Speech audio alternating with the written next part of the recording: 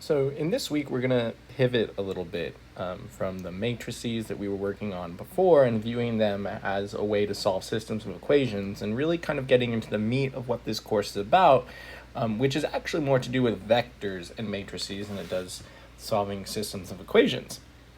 So if you need any refreshers on vectors or what they are, how to work with them, I encourage you to watch the video I already made that's a review for this course. Or do a little bit of your own research or reading in the textbook or on other sites and things like that.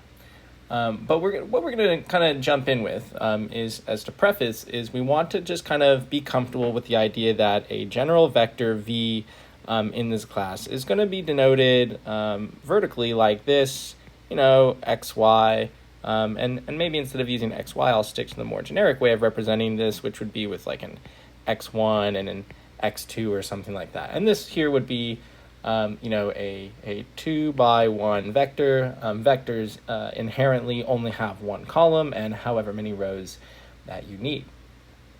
So this is just going to be some theory that I'm just going to kind of dive into without really any premise. We're just going to start with the theory, and I'll try and give you some glimpses of the future, and then next video we'll really kind of dive into actually doing examples and talking about how this all relates to matrices. So the very first thing that we're going to start off with is a definition of what it means to be a linear combination. Right, what does it mean for vectors to be a linear combination?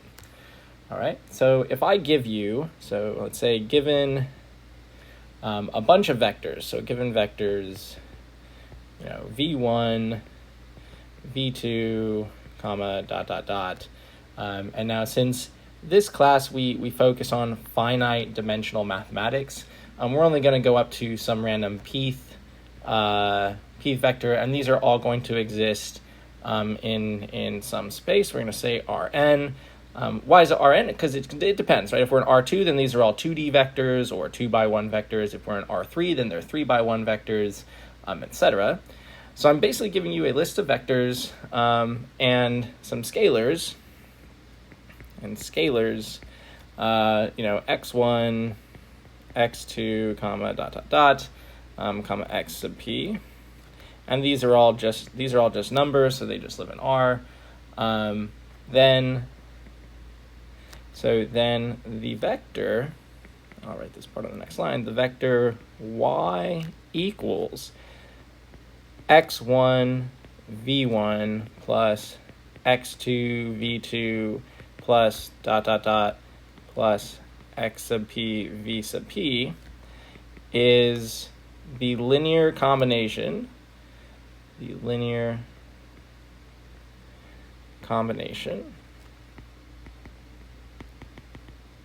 the vectors v1, v2, all the way to vp.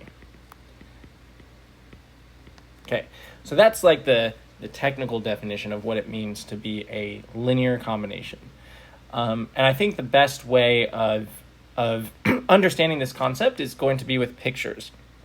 So I'm going to zoom out here and create a graph for us. And what I'm going to do is I'm just going to take a single vector, and I'm going to say, let's start off with just one vector. Okay, so what does it mean, for example, to be a linear combination, of, let's say, the vector v1. So given the vector v1, we're going to say it lives in R2. It's going to be a 2D vector.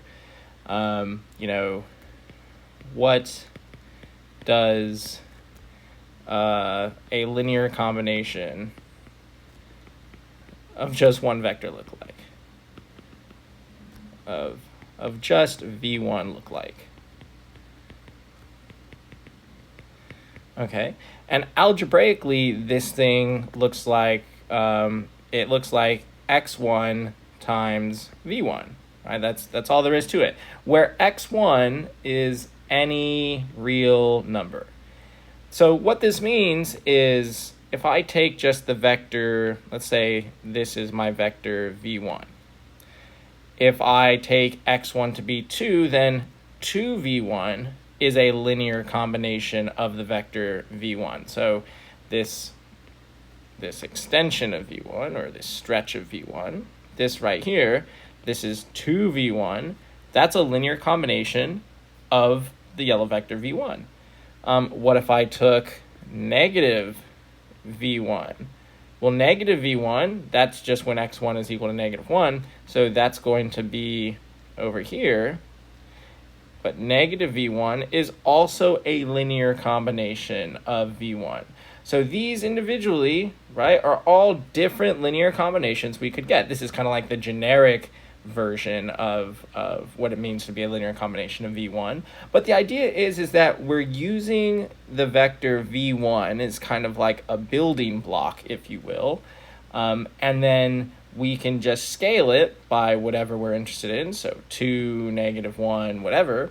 And we're just kind of interested in talking about everything we could get out from that. And with one vector, it kind of makes sense. You're like, okay, well, a linear combination just gives you a new vector. Great. Well, what if I talk about all the linear combinations, right? What if we talk about this and we say, okay, well, what does, a linear combination of just one single vector give you if you consider every single possible x1 that you could give it? So that means x1 could be 2, x1 could be 3, x1 could be 1/2, x1 could be 1/4, could be any of these, could be any number that you pick. And the idea here, and this is something that we'll talk about very briefly in this video, the idea here is what you get is what's called the span of a vector. Okay, and so in this case, the span of v1, all the linear combinations of just this single vector creates a line, creates a perfect line. And that's something, just to have in the back of your head, not to focus on right now. We're gonna stay focused on linear combinations. That's just to maybe so when it shows up in about 5 minutes, you're not as surprised. Okay, so let's shuffle over here and let's talk about linear combinations again. But now let's talk about linear combinations of two vectors. Okay, so let's create, let's say, so given v1 and v2, and we're going to stay in R2 right now just because it's easiest to draw. So I'm going to create my v1, which is going to be like here, say, and my v2 we're going to say is like this short little vector here. All right, so v2 is there, v1 is this, and these are two arbitrary vectors. I could have drawn them anywhere that I want. What do linear combinations look like? So what is one particular linear combination, and I'm going to start shorthanding this as linear combo of v1 and v2. Okay, what's one that we could get? So if we write down maybe here, that a linear combination of v1 and v2 looks like x1 times v1 plus x2 times v2. Let's just take the easiest possible version, right? Just because it's a very new concept. A possible linear combination, let's say the first one, is when x1 and x2 are both 1, right? If x1 and x2 are both the number 1, then we just get v1 plus v2. And if I were to add v2 to v1, right, if we use our tip-to-tail method for adding vectors, we're going to get, right, if I add v1 to v2, right, tip to tail, however you want, we're going to get a completely brand new vector, right? And this is going to give us, I don't know, I'm not even going to call it anything for now. I'm just going to say that this is going to be our new green vector that I just drew. Okay, well, what if I had, so that's one of them, what if I do one where x1 is 1, so I have v1, but x2 is -1, so I'd have minus v2. Well, if I do that, then I would end up just kind of going down here, and still tip-to-tail method, right? Tip-to-tail is we do this, and so maybe it creates a new vector here, right? So maybe it creates this vector right there. Okay, so it creates that orange vector. All right. What if I let's just do one more to kind of drive home the point. What if I let x1 be negative well, actually, for the sake of drawing, let's just let x1 be 2, 2v1, and let's do 3v2. This is another possible linear combination of them. And so now if I take my original, maybe I'll highlight it. So my original, there's my original v1 and my original v2. If I take those, but I do the scaling that I've talked about here. So if I do 2 v1 and then 3 v2s, so 1 v2 maybe, so that's 1, 2, 3, I'm going to get yet again another new vector, and it's going to go all the way out here. All right, and so right now this kind of seems aimless and pointless and kind of, there's not really any rhyme or reason to it. But I just want to comment that if you notice here, it might seem, or it might appear, and I'm going to actually redraw this down here before I say it. So here is my axis again, that what you might notice is that if I have these two vectors, what you can create is what's called like this lattice diagram. Oops. How about instead of this, I just create a lattice diagram for you guys. So if you look in the textbook, if you pop open the textbook, it'll do this for you. But what you can do is you can visually represent all of these linear combinations, however you want, going either direction, positive, negative, whatever. And you can do it for every single vector. So this would be if I had 1v1 plus, let's do 1v2 like so. This would be 2v1 and 1v2. This would be negative 1v1 and a negative v2, right? And the idea here is that something that we're going to be very interested in the future is whether or not I can use just two vectors, v2 here, and my v1. Can I use just those two vectors to get me anywhere on this graph? And it turns out that you can with these particular vectors as I've drawn them.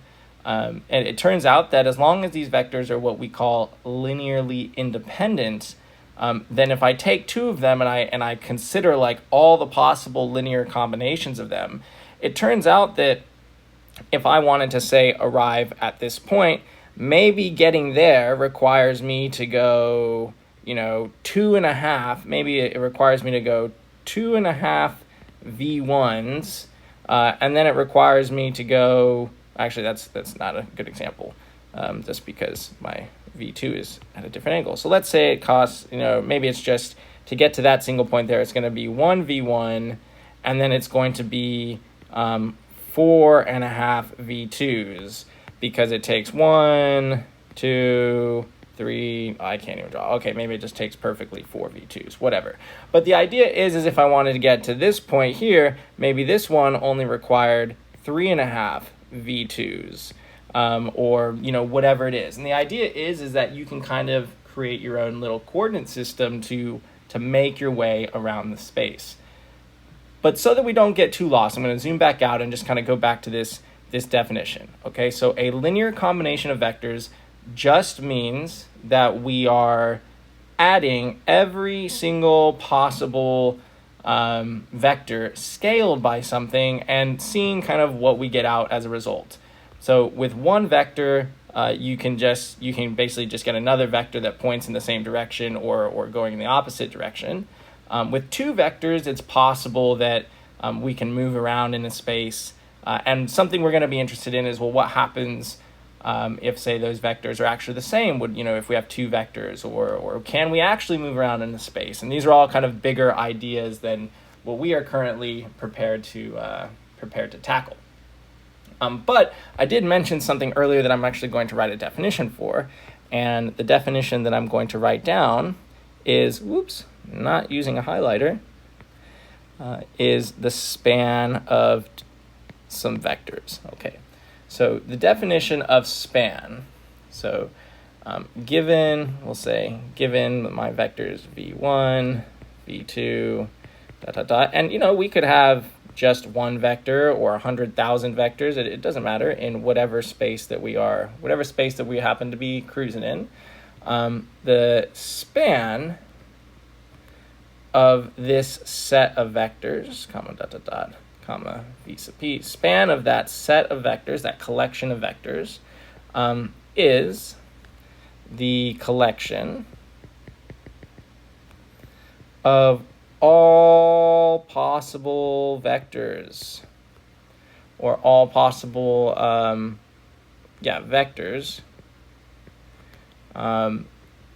that can be written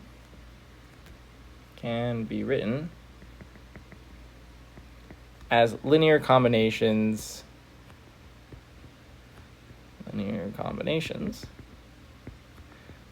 of, v1, v2, comma, dot, dot, dot, comma, v sub p. Okay, so that's the definition. So I'm just going to scroll back up here, and I'm not really going to write anything, but let's go back to when I talked about v1, okay? When I was just giving you cases of what are some possible linear combinations of v1, 2v1 came up. Negative 1v1 came up. You could even just have the vector v1 by itself with a coefficient of 1, right? These are all linear combinations. You could have pi times v1 if you want, and you're going to go out 3.14159265 multiples of v1. It doesn't matter. But the point is that if I were to keep doing this exhaustively for all x, or for all x1, I should say, for every single one that you could think of, then this set of all the vectors we could get out, for given that, x1 is any real number, this particular set is what we call the span of v1, the span of the vector v1, all by itself. And in this case, the span creates a line, which shouldn't be too hard. The span of a single vector should give you an entire line, unless, of course, that vector is the zero vector, in which case, no matter what I multiply the zero vector by, we're not going to move. But in general, for any non-zero vector, we get a line.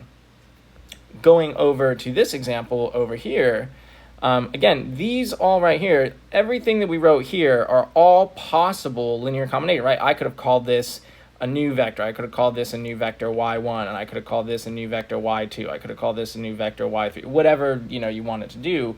But the idea is that if I take all of these, and more generally, if I take any possible, and rather all possible linear combinations of those two vectors, such that x1 and x2 are any real number, this collection that I've just drawn right here, that collection is what we call the span of, this is the span of the vectors v1 and v2. So again, this section, this video is more just about the theory behind it.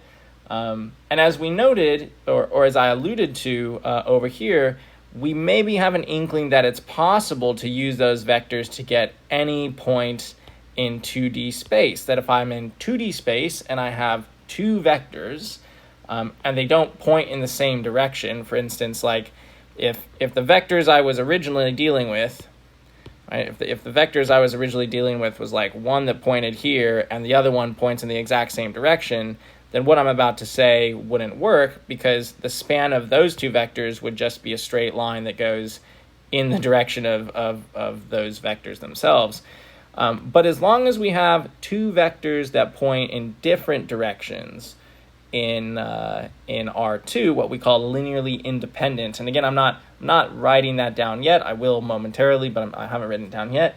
The idea is that as long as those point in different directions, then it turns out I can use them to get me any point in this space. And so it turns out the span of these two will create a plane in R2. It turns out if you take the span of any two vectors in any space, you'll get a plane. It'll just be a plane in whatever space that you're in, but I digress just a little bit. I don't want to kind of overload. Okay, so we've got vectors under our belt. we have linear combinations under our belt, and we have span under our belt. So now I'm going to give you a definition for what I said linearly independent. I'm going to ask a question, and then we're going to kind of cut this video off. So one more definition that I want to give you is linearly independent. Again, I want to remind you at this point, if you're kind of, wondering like where are we going with all of this? The answer is right now, we don't know. I'm just kind of starting all of this off with like a hodgepodge of new information that has to do with topics you're kind of familiar with, but we've sort of abandoned matrices, but we are about to come back to them with a vengeance in the next video. But for now, we're going to talk about linearly independent, saying some vectors are linearly independent. So a vector v1 is what we call linearly independent of the vectors, we'll say v2, v3, comma, comma, v sub n, if v1 itself is not in the span of all of those vectors, v2, v3, comma, v sub n. Okay, so let me give you, this is a very technical definition, so I'm going to give you just an inkling of what it means for a vector to be linearly independent. So again, we're going to go back to drawing a picture, because I like pictures, and pictures are how I learn the best. So let's talk about two vectors, just v1, and again, I'm not being rigorous in any way, just v1, v2. Okay, so I'm going to say, let's say I have this vector, which is my v1, and this vector here, which is my v2. Great. So let's talk about this definition. So a vector v1 is linearly independent of, in this case, the only other one to compare it to is v2. So it's going to be linearly independent if v1 is not in the span of v2.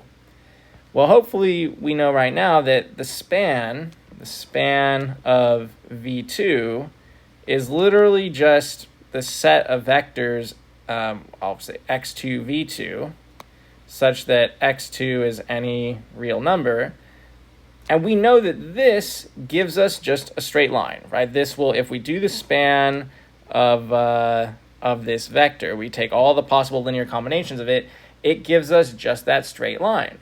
And as you can kind of clearly visually see, we're not doing anything mathematically rigorous here, but visually we can kind of see that v1, like you can't get v1 from just the vector v2, right? So kind of visually, v1, the vector v1 is not an element of, this, or is not in the span. Can I draw the span of v2? Okay, it's not in that span, so v1 is linearly independent from the vector v2. Okay, so with two vectors, it's not too hard to see kind of visually when they aren't linearly independent. But what if I had, let's kind of run with this idea, and I said, okay, what about, given v1, v2, and v3, we're going to say these vectors live in R2,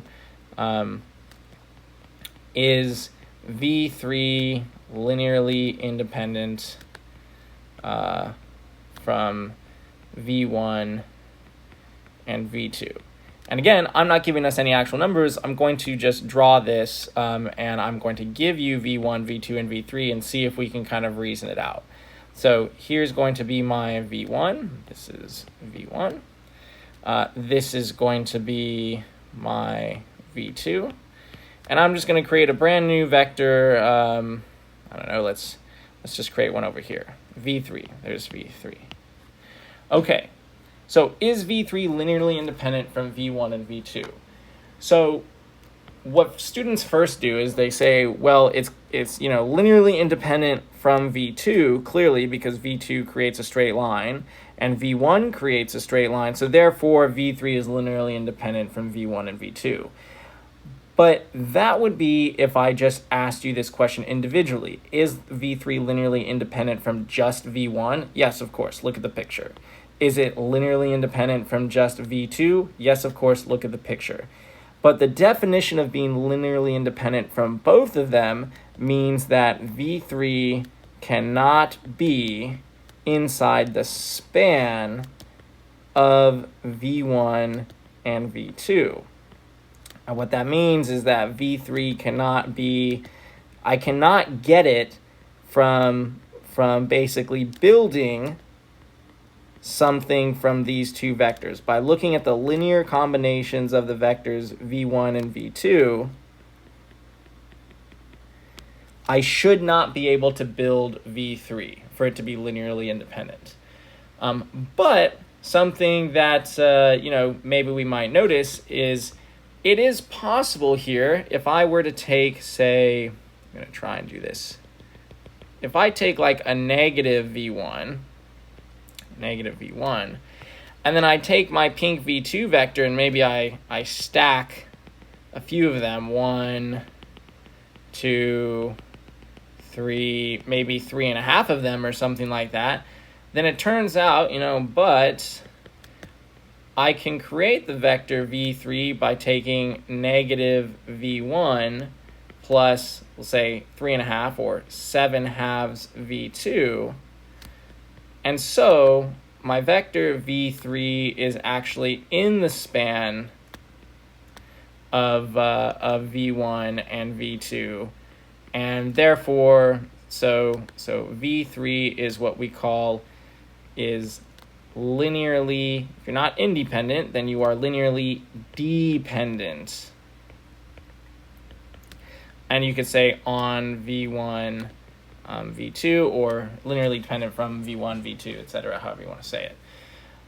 And so this should kind of make sense because earlier I briefly, without any justification, alluded to the fact that, the span of the vectors V1 and V2 actually give us the whole R2 plane, right? That I claimed earlier, again, with no justification, that I can build any vector that I want by combining this vector V1 and V2 in some combination. I can get that point, this point, this point, this point, this point, this point, this point, this point. I could get every single point in R2, which means I can draw a vector to those points. I can cover the entire space. So this was something that, we would have expected if V1 and V2 we already knew were linearly independent from each other. And I think this is where I'm going to pause with this video. This video is purely just focused on theory, just some ideas.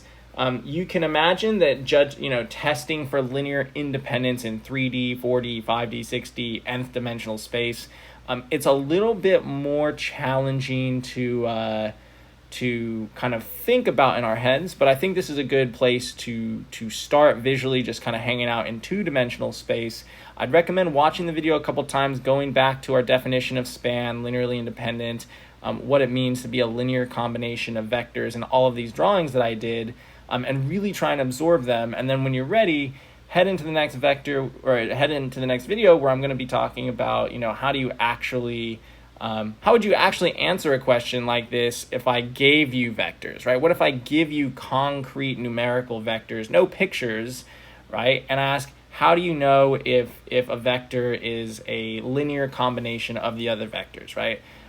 Because in 2D, it's easy. You can just sketch a picture and you'll be like, oh yeah, visually, clearly I can tell. But if I give you some 7-dimensional vectors, you can't really draw that. So how do you go about showing mathematically whether or not a vector is a linear combination of the others, or that it's in the span of those vectors? So that's going to do it for this video, and I'll catch you guys in the next one.